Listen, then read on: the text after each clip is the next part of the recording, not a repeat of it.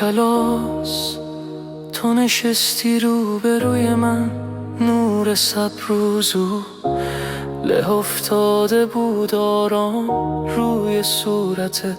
من فقط یک لحظه دیدم اما دنیا عوض شد. سادات و سکوت بین حرفام شد پر مثل شعری که ناگهانی می نشیند در دلت.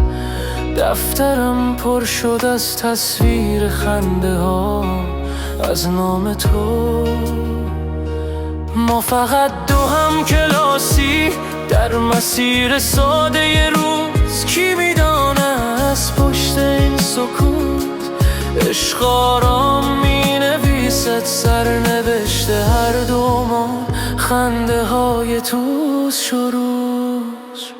تو همان رویایی هستی که در اولین نگاه دیدم بین صدها اتفاق دنیا. تنها تو را فهمیدم عشق اگر معنایی دارم در صدایت. زندگی وقتی شروع شد که جهان در چشمای تو.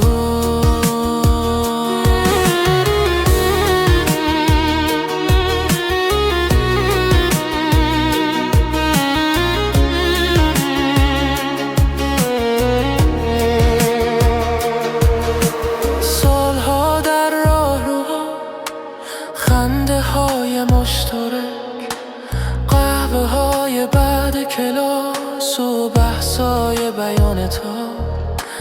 دوستی آرام ما کمکم رنگش گرفت دور دنیا. در نگاه ما یکی استمثل فصلی که بهاری میشه در بی صدا. یک غروب ساده گفتی فکر کنم دنیا بدون تو جای کاملی برای من نخواهد بود. من فقط آرام گفتم سرنوشت شاید همین است دو مسیر. تو همان رویایی هستی که در اولین نگاه دیدم بین صدها اتفاق دنیا. تنها تو را فهمیدم عشق اگر معنایی دارد در صدای خنده های تو. زندگی وقتی شروع شد که جهان در چشمای تو. حالا زیر آسمان شهری دور دست در دست قدم میزنیم از تهران تا خیابانای آمریکا. باز همان دو هم کلاسیم، خانه‌های کوچک، رویایی بزرگ و صدای خنده در اتاق. زندگی یعنی همین، تو من و یک جهان عاشقانه که در اولین نگاه دیدم. سالها از آن نگاه گذشت اما هنوز تو را میبینم از نیمکت‌های ساده دیروز